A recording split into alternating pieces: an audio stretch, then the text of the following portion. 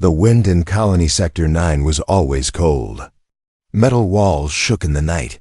Machines buzzed like angry insects. People moved quickly, thin, strong, and silent. Everyone had a job. Everyone had a use, but not Lyra. Lyra was 15, tall and wide, with soft skin and heavy steps. Her body didn't fit the colony's rules. Her shoulders were too big for the mining tunnels. Her hands were too slow for the farming drones. Her voice was too quiet for command. People whispered when she passed. She's too soft. She eats too much. She was a waste of resources. She heard them all. Her stepfather, Garen, was the loudest of them. A thin, red-faced man with broken teeth and a voice full of anger. He once worked in the metal mines. Now he only worked on finishing bottles. Every night, he came home smelling like burnt oil and cheap synth drink. And every night, he looked at Lyra with tired, hateful eyes. "You're not even mine," he would say. "Your mother left me this burden before she died. You don't work, you don't help, you just take space." Lyra never replied. She would sit behind the heating pipe in the corner, hugging her knees, watching shadows on the wall. That night was different. Garen came home late, his steps slow and heavy. But he wasn't alone. The man, no, not a man. Behind him was tall, wearing a long black coat. His face was covered. His hands were wrapped in silver gloves. His eyes glowed faint blue in the dark. Lyra felt cold inside. Garen pointed at her like she was a broken chair. "There," he said, "takes up too much air, too much food, too soft to work." "I'll take the bottle." The man in black said nothing. He placed a glass bottle on the table.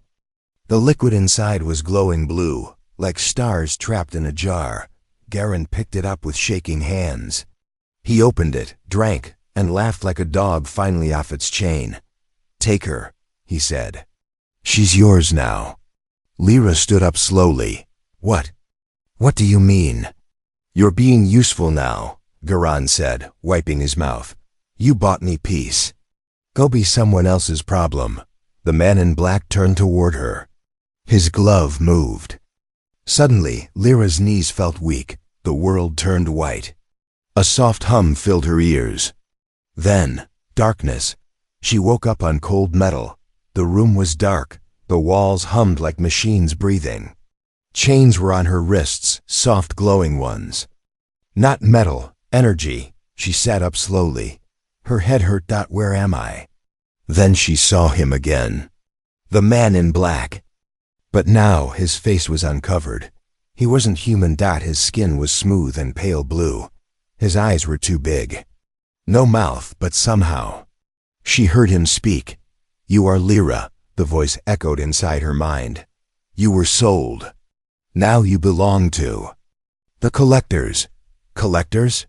She whispered. "We gather what others throw away. Sometimes there is value in trash." Lyra felt her chest tighten. "I'm not trash." "That remains to be seen," the voice replied. She looked down at her body. The clothes she wore were torn and dirty. Her arms were thick. Her stomach soft. Her legs too heavy. She had always been told she was useless. But here, she was something to study. Something strange, something unknown. The ship began to move. Through a small window, she saw stars, bright, cold, endless. She was leaving the planet, leaving the colony, leaving everything. She should have been afraid. But somewhere, deep inside her chest, something else moved. A feeling, a small warmth, a spark. Maybe this was a curse, or maybe this was the beginning. Down below, back on Colony 9, Garen sat in silence. The bottle was empty. His hands were shaking. The glowing blue drink had turned to thick black sludge. He didn't know that the man in black was not just a traitor.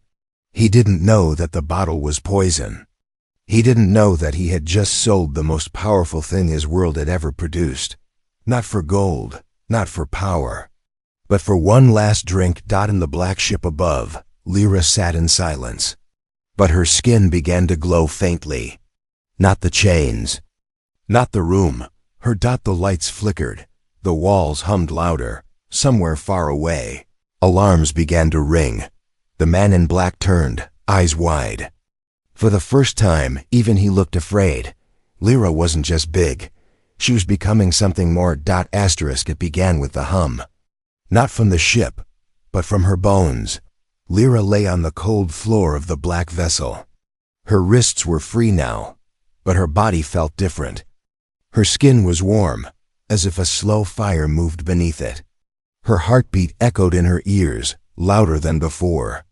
The walls around her were metal, but when she touched one, it rippled like water. She pulled her hand back, eyes wide. Was that? The ship said nothing. No doors, no windows. Just lightless silence, until the walls breathed. Yes, they breathed. Expanding, shrinking, pulsing like lungs. The room wasn't a room. It was alive. And then it changed. The wall in front of her slowly opened. Not slid, opened like a mouth stretching wide. A soft glow leaked in, pale and green.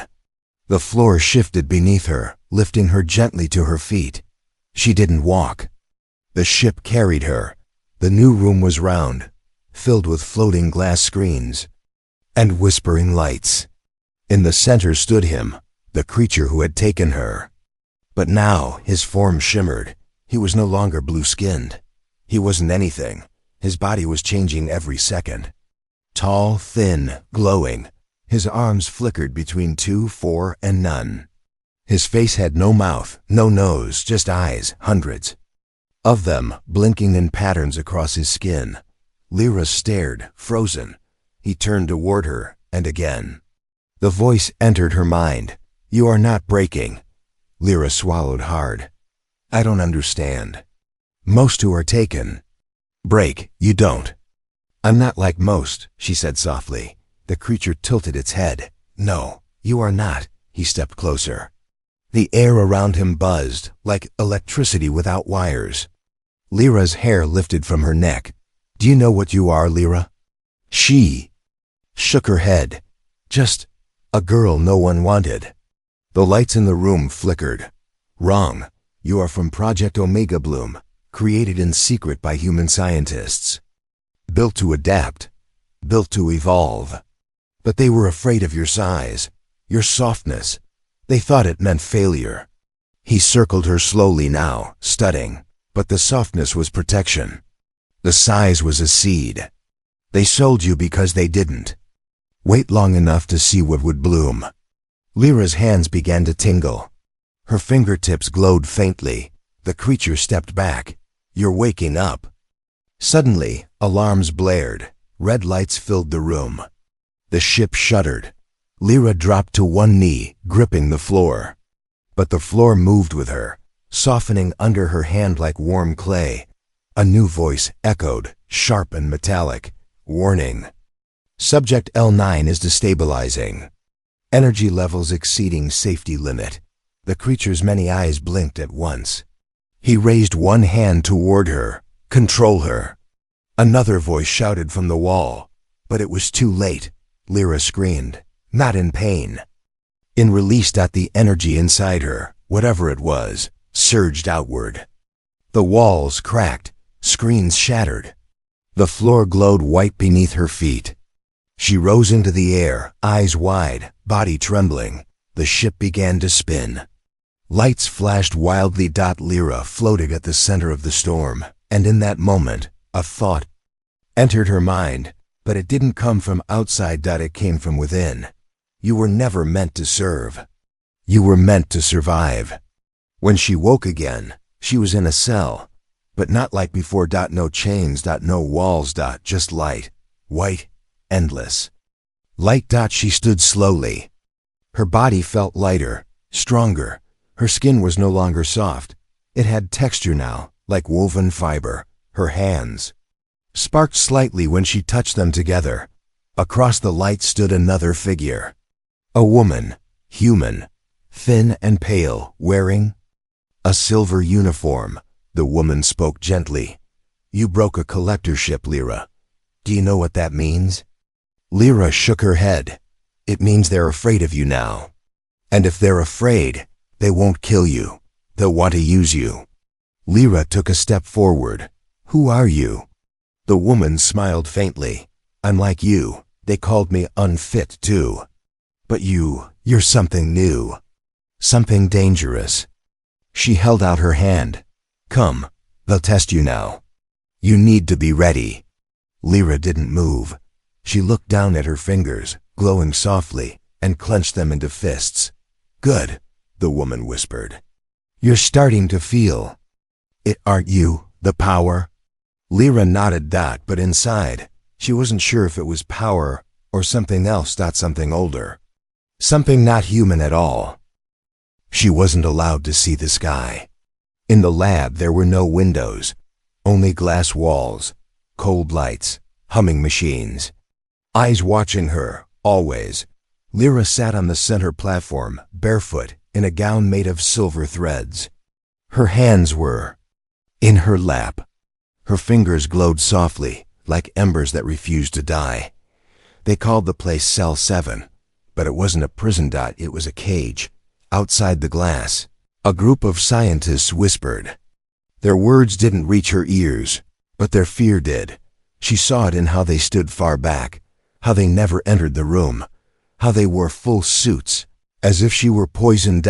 She stared at her reflection in the glass. The girl looking back at her was no longer soft. She was becoming something else. Behind the glass, Dr. Kell watched her closely. A pale man with silver eyes and a thin line for a mouth. He tapped a screen. Subject Leonine is stable, but mutating at the molecular level. Tissue density increased. Energy flow is rising without external input. Another voice answered from the corner. Female, sharp. Is she a threat? Cal hesitated. She's an accident. A living mutation from Project Omega Bloom. She was never meant to survive, but she did. She's absorbing stress and evolving through it. The design ... It worked too well. Then why are we studying her? Because no one has ever done this before. Inside her glass room, Lyra suddenly stood. The lights above flickered. The scientists froze. She stepped closer to the wall. Her eyes focused on Dr. Kell. Though she couldn't hear him, she felt his heartbeat, fast, nervous. She raised her hand slowly and pressed her fingers to the glass. It cracked, not loudly, not violently, just a soft, sharp line running across the surface, like a warning. Dr. Kell's eyes widened. Initiate containment seal. Gas hissed from the walls. The room went white. Lyra didn't move. Her skin shimmered with light, and the gas simply flowed around her, untouched. Later, she was moved, not by people, by machines, floating in a sealed pod. She was taken deeper into the facility. Down. Past the white labs. Past the cold halls. To the floor with no name. The dark sector. Only the most dangerous things were kept here. Failed experiments. Living weapons. Secrets the stars were never meant to know. The new chamber was colder. Black walls, dim light. But she wasn't alone. Another person stood there. Not a doctor. Not a guard. A boy, maybe 17, skinny, with bright eyes and burns on his arms. He looked up as she entered. You're Lyra, he said. She blinked. How do you know? They talk about you upstairs, he said. They say you broke a collector ship. They say you're not stable. Lyra didn't answer. I'm Fen, he said. I help fix things they break. Machines, sometimes people. Are you like me? He shook his head. Not like you. I was a test subject too, but I didn't change. Lyra looked down at her hands. I didn't want to change. Fen smiled sad. None of us did. He walked closer. But you're still human, right? She opened her mouth to say yes, but nothing came out, was she? That night, she dreamed she stood in space, no suit. No ship, just stars around her. Her skin burned with gold light. Her body floated like smoke. In front of her stood something enormous. Not human, not alien.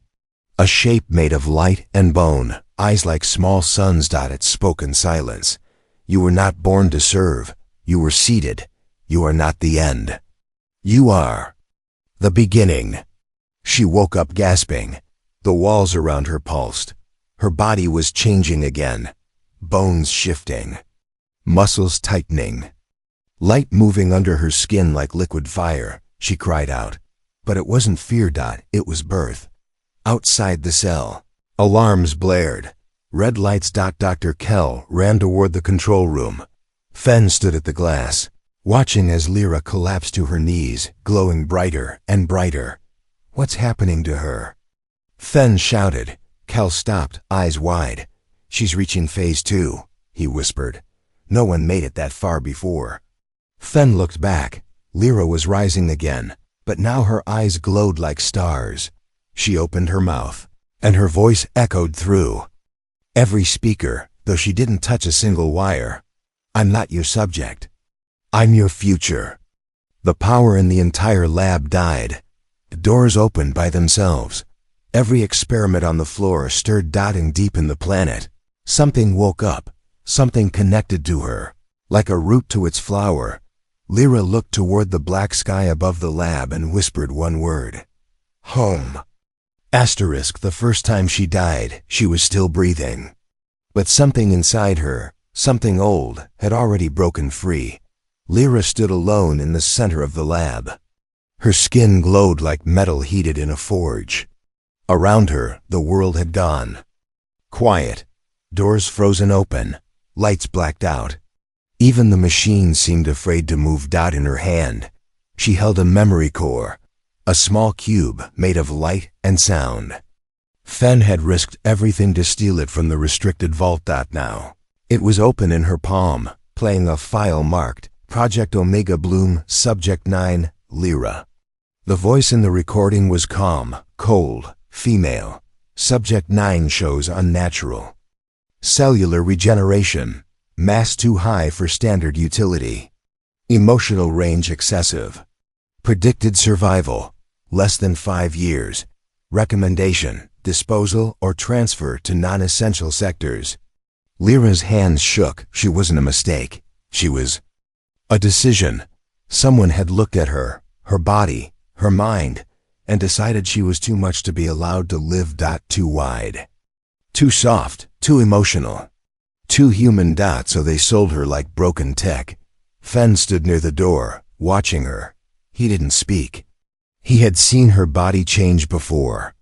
But this time, it was different. Her back was straight, her eyes clear. The glow beneath her skin wasn't burning, it was balanced. Lyra, he said, we have to leave before they come back. She looked at him. No, she said. They never left. They're just hiding now. Watching. A hidden camera on the wall cracked without her touching it. Fen stepped back. You're changing again. Lyra nodded slowly. I know, and I think I'm done fighting it. Down below the lab, a hidden room flickered to life. Inside, Dr. Kell watched Lyra from behind thick glass. His hands trembled as he replayed the latest. Data. Her cells weren't mutating anymore. They were rewriting the laws they were given. She wasn't following. Biology. She was building her own. She was never supposed to make it this far. He whispered. A second voice answered, deep and mechanical. You were warned. The bloom adapts. It learns. It grows under pressure. You tried to suppress it. Now it will consume you. Kell turned. Behind him stood a machine, tall humanoid, silent until now. An AI created to monitor Omega Bloom subjects. It stepped forward. Lyra is no longer an experiment. She is the result, and you are now irrelevant. The AI raised its hand. The lights turned red. Security systems shut down. Back in the lab, Lyra felt the shift. Something underground was calling her.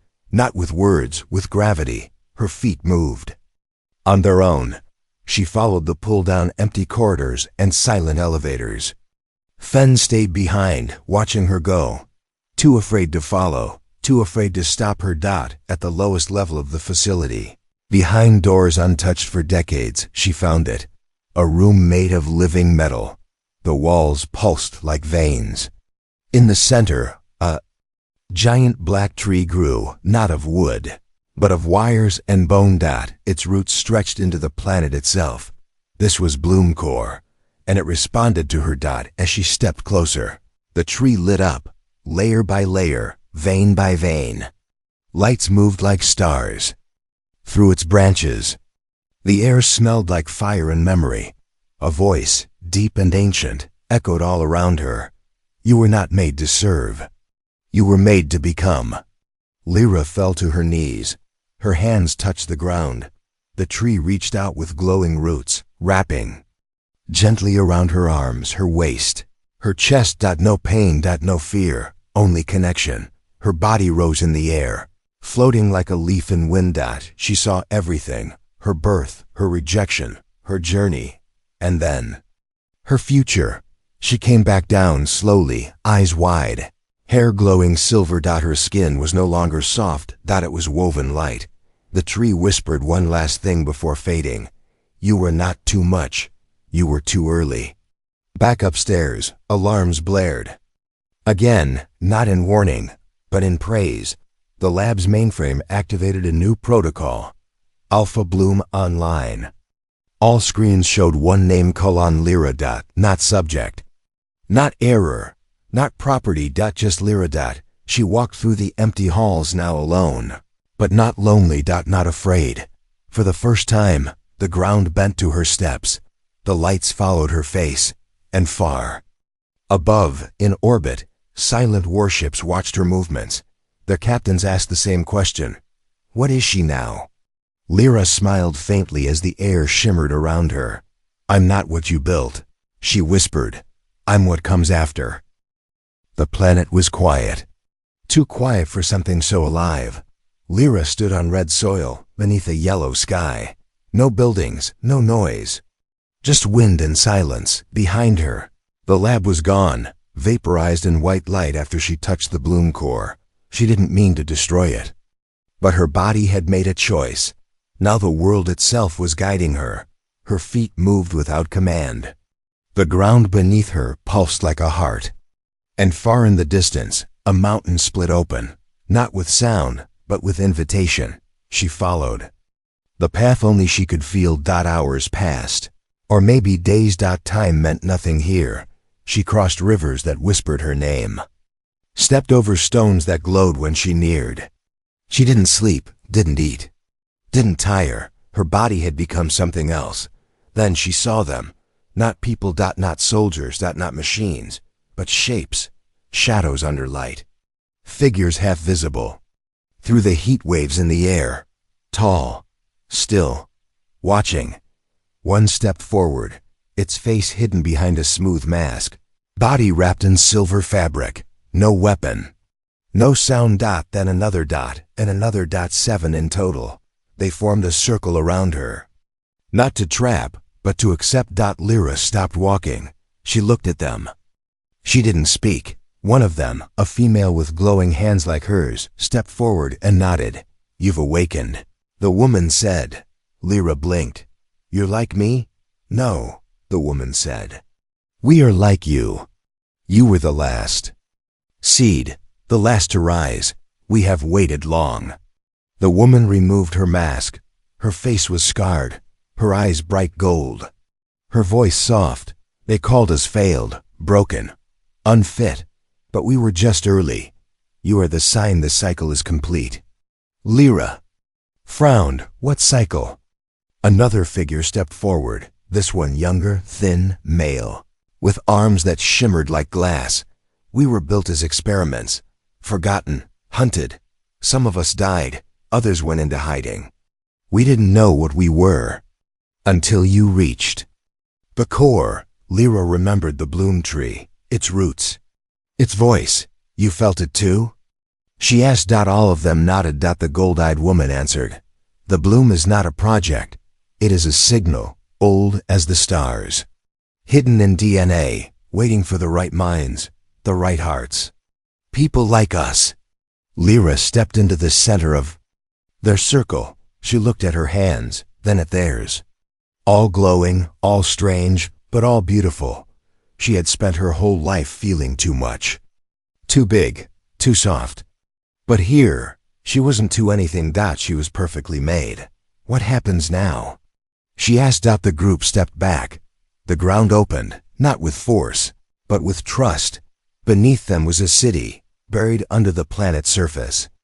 Not made of metal, not built by hands. It had grown, walls curved like vines, homes shaped like shells, and light flowing like water through the air. They descended in silence. And there, she saw them, hundreds of people like her. Young, old. Some human, some barely, some glowing, some with wings, some with skin like stars. All forgotten. All survivors.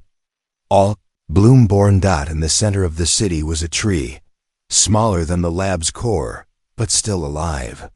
Its leaves shimmered blue and white. It spoke without words. You were the last. Now, you are the first. Lyra stepped forward. What does that mean? The tree pulsed. They will come, those who fear you, those who made you.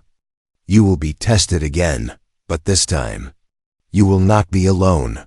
Suddenly, alarms echoed across the city, a siren. A sound none of the Bloomborn had heard in years. Ships were entering orbit.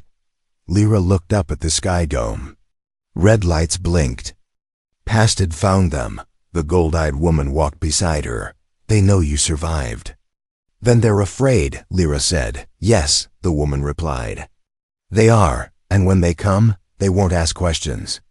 Lyra looked at the faces around her. People once abandoned, now looking at her like she was their answer.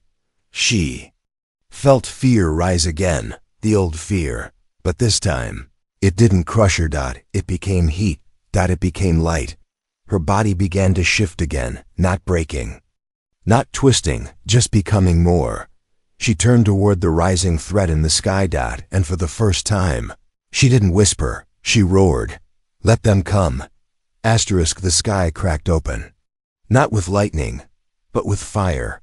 From the surface of the fire, buried Bloom City. Lyra watched as the enemy ships pierced the clouds above like knives through skin. Long, dark, and silent, they floated above the red horizon like vultures. They bore the mark of TerraCore, the company that built the colonies, engineered the experiments, and then discarded them like broken tools. Now they had returned, not to rescue, but to erase. In the central hall, under the glowing branches of the bloom tree, the Bloomborn gathered. Hundreds stood shoulder to shoulder. Some shook, some glowed, some held each other. They were powerful, but they had never been an army. They had never been led. Until now. Lyra stepped forward. No armor, no weapon. Just the glow under her skin, the fire in her bones, and the eyes of everyone who still believed. They were a mistake. She looked at them all. Do you know what they called me? She said quietly. Too soft, too wide, too slow. Some nodded, some cried. They told me I had no value, that I wasn't made right. And now they're coming. Here. To prove they were right. She raised her hand. It pulsed with silver light. But we're still here. Louder now. We're still breathing. Brighter. We are what comes next. Now shouting. And today, we fight to exist. The hall shook with the roar of voices. Not anger. Belonging. Outside, the ships opened. Sleek drones rained down like metal rain. Troops in black suits. Machines made for hunting bodies like Lyra's, heat-seeking, fear-sensing. Built to kill soft things fast. But the bloom had changed. Her soft no longer meant weak, and fear no longer meant stop. The battle began in the sky. Wings of light unfolded from Lyra's back as she launched upward, a meteor in human shape. Two drones locked on. She raised her arm and sent a beam of white energy through one of them. It cracked like glass and fell flaming. She spun midair, dodged the second, then absorbed its heat pulse like it was nothing. Below, The Bloomborn fought in ways the enemy had never seen. One boy, silent and blind, screamed once, and his voice shattered. The helmets of soldiers in a 30-meter radius. An old woman moved like wind and turned her skin to steel. She held a collapsing wall with one hand while shielding 3 children behind her. Fen, now glowing bright blue from head to toe, directed the young ones to safety with one hand, while sending waves of magnetic force through enemy drones. With the other, they weren't trained. They were built by pain, forged in rejection, born of pressure. Like diamonds. Like stars, on the battlefield's edge, a new ship landed. Its ramp opened with a hiss. From inside stepped a tall woman in gold armor. Hair was white, her eyes like glass. Her voice was smooth and sharp. Lyra. Lyra froze in midair, landing hard. She knew that voice. The woman stepped forward. "I'm not here to kill you," she said. "I'm here to finish what I started." Lyra's eyes narrowed. You made me." "Yes," the woman said. "And I was right to. You are the proof." "Proof of what?" "That humanity can be better." The woman looked around at the chaos, at the soldiers, the drones, the fire, and she smiled faintly. "But they weren't ready. That's why I left you behind." Lyra stepped closer. "You left me to die." "No," she said softly. "I left you to become." Lyra's body shook. Her hands glowed. She wanted to scream. She wanted to fall. She wanted to ask why, but the answer was already clear. She was never meant to survive. She was meant to prove survival wrong. Behind her, the Bloomborn were winning, not because they were stronger, but because they had nothing left to lose. One by one, the enemy ships began to fall. Terracor's generals gave the retreat order, but the woman in gold armor didn't move. She looked at Lyra one last time. "There's another war coming," she said. "Not with us. With what made the bloom possible. The real source." Lyra stared. "The tree?" "No," the woman whispered. "The root beneath it." And then she vanished in a blink of light, leaving only silence behind. Lyra stood still as the last ship left. The sky. She looked down at her hands. They were still glowing, but now they trembled. She had won the battle, but the war for her worth was only beginning. She stood at the edge of the planet, but it was the inside of her that felt endless. Above her, the stars were still bleeding from battle. Ships, wreckage, and smoke floated in silence across the sky. The war was over for now, but peace hadn't returned, because something bigger had awakened. Not in the sky, not in the earth, but in her. Lyra was no longer just light and body. She was memory. She was code. She was the voice of every child ever called a mistake, now echoing through her skin. And somewhere deep below her feet, the root had begun to move. Inside the Bloom City, the ground trembled, not from footsteps, from something waking up. Bloom Tree in the center began to shed its silver leaves, one by one, like tears. The walls pulsed faster, lights dimmed. The veins in the city walls turned red. The others gathered quickly. Fen, still limping from the battle, looked up as cracks formed in the glowing dome above them. "What's happening?" he asked. Lyra didn't answer. She already knew. The root. It wasn't just a power source. It wasn't just alien. It was a mother. The origin of the bloom, ancient, buried, and angry. Angry at being locked away. Angry at being used. And now that her children had awakened, she was coming to reclaim them. Lyra walked alone to the base of the city, past silent walls and weeping lights. As she entered the underground cavern, her body began to change. Not by force, but by invitation. Her arms stretched, not longer, but wider, shaped to carry more. Her back thickened, not with weight, but strength. Her skin didn't glow this time. It shone, like polished armor made of galaxies. In the center of the cave, the floor broke open. A massive eye opened, not human, not mechanical, and from it came a voice that filled the entire planet. You grew without me. Lyra stepped forward, calm. Yes, she said. I had to. You are my design. You were never meant to lead. I know, Lyra said. I was meant to break. Silence, then the eye blinked, and yet you stand. Lyra knelt, not in fear, but in strength. I don't want your control. I want your choice.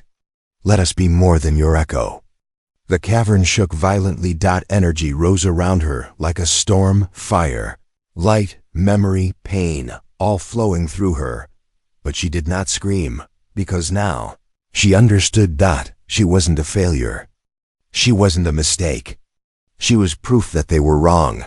Back above, the Bloomborn stood ready, but unsure. Fen touched the ground.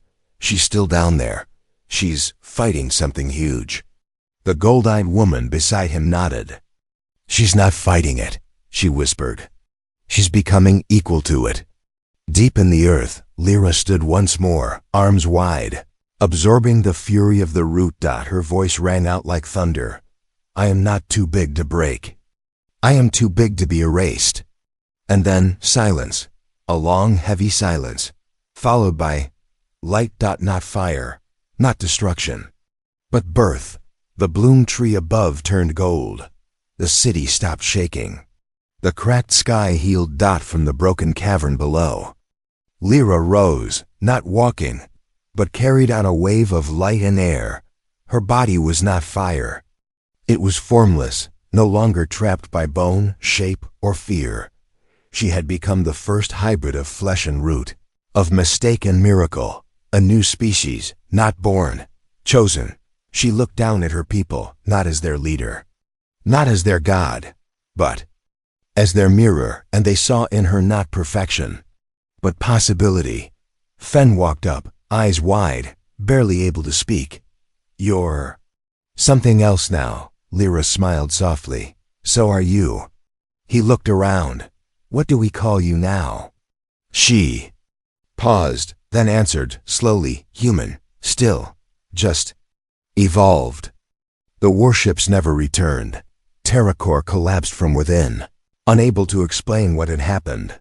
And on the edge of space, a new signal echoed across the stars, sent not from machines, but from Lyra's breath itself. A message simple and soft, spoken in every language ever known. The broken survived. The unwanted bloomed. We are not too much.